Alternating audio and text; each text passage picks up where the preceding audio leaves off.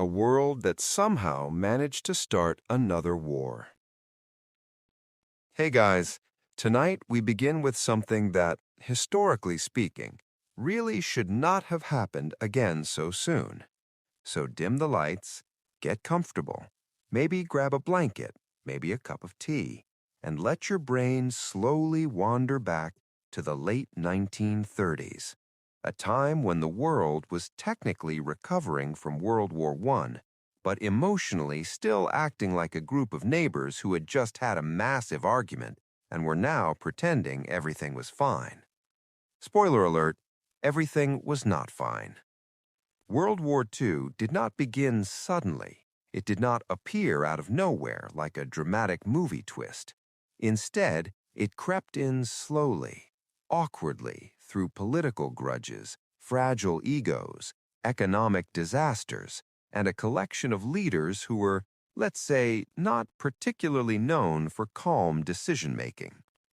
And like many stories in history, it begins with a man who had a lot of anger, a lot of ambition, and an absolutely exhausting amount of speeches. Adolf Hitler. Yes, we're starting there, because of course we are. Now, Adolf Hitler was born in 1889 in Austria, which is already a slightly strange detail considering he later became the leader of Germany and insisted very loudly that Germany needed to expand its borders.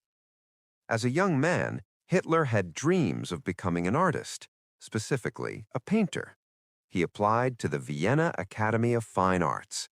They rejected him, twice, which historically speaking might be one of the most unfortunate art school admissions decisions ever made. Not that the Academy could have known that the rejected applicant would later attempt to reshape Europe with tanks and ideology. At the time, he was simply another frustrated young man wandering around Vienna, reading political pamphlets and developing opinions, very strong opinions. Vienna in the early 1900s was a busy, complicated place, a multicultural city filled with political movements, nationalist debates, and an uncomfortable amount of propaganda floating through coffee houses.